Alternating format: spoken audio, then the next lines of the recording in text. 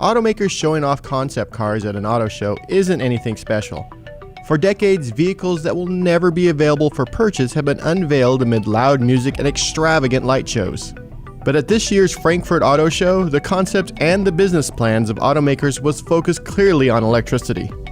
From Honda's utterly cute but awkwardly named urban EV concept to the 1,000 horsepower Project One hypercar for Mercedes-Benz, the auto industry pledged its allegiance to the Electron.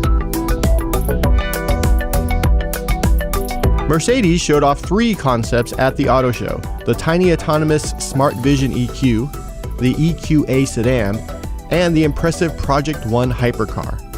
All 3 of these cars are EVs, with the company pledging to have an electric version of all of its cars by 2022 and electrifying the entire Smart line by 2020.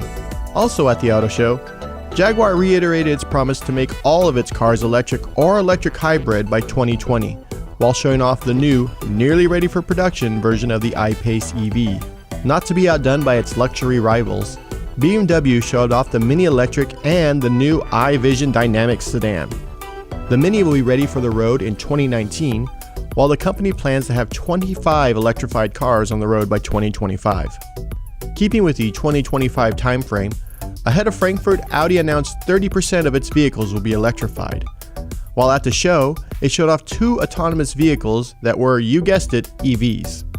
For folks that aren't exactly swimming in luxury car money, Honda dropped the darling of the show, the urban EV concept. It resembles a 1970s Honda Civic.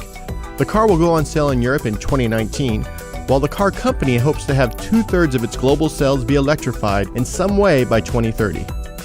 Volkswagen continues to put Dieselgate behind it with another EV. The Cross is the automaker's crossover that made its debut at the auto show. Pretty much like the rest of the pack of automakers, it's promising 80 electric vehicles by 2025 and a whopping 300 by 2030.